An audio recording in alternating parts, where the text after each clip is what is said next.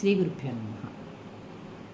భగవద్గీత మొదటి అధ్యాయం కురుక్షేత్ర రంగంలో సైనిక పరిశీలనం. మొదటి అధ్యాయం పేరు. అయితే ఇది ఎలా మొదలైంది?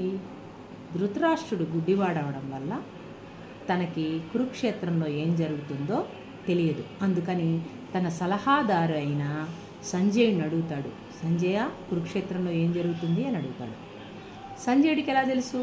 ఇక్కడ భవనంలో కూర్చుని అక్కడ ఏం జరుగుతుందో చెప్పలేడు కదా. కానీ వేదవ్యాస మహర్షి వల్ల తనకి వరం ఉంది, దివ్యదృష్టి అనేది లభించడం వల్ల తను కురుక్షేత్ర రంగంలో ఏం జరుగుతుందో ధృతరాష్ట్రుడికి వివరించడం మొదలెడతాడు.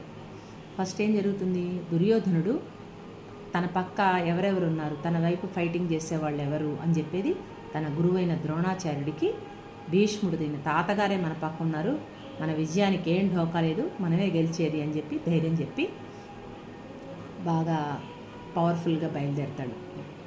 వెరీ ఇంట్రెస్టింగ్ అనమాట యుద్ధం చేయడానికి. అప్పుడు ఇదంతా విన్న భీష్ముడు యుద్ధ శంఖారావాన్ని పూరిస్తాడు.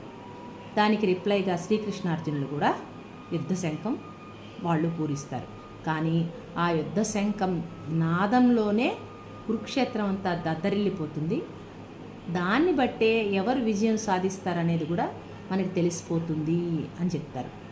అయితే బాగానే ఉంది ఇదంతా.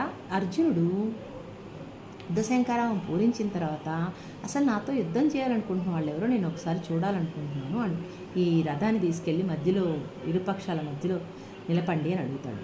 అప్పుడు శ్రీకృష్ణుడు అర్జునుడు చెప్పిన విధంగానే చేస్తాడు. తర్వాత కౌరవపక్షంలో నాతో యుద్ధం చేయాలనుకున్న వాళ్ళు ఎవరో అందరినీ చూసి నా అన్న, నా తమ్ముడు, నా పినతండ్రి, నా పెద్ద తండ్రి, నా కొడుకులు, నా శ్రేయోభిలాషులు, నా గురువుగారు, నా స్నేహితులు, ఇంతమందితో నేను యుద్ధం చేసేది, వీళ్ళందరినా నేను చంపాలి యుద్ధంలో.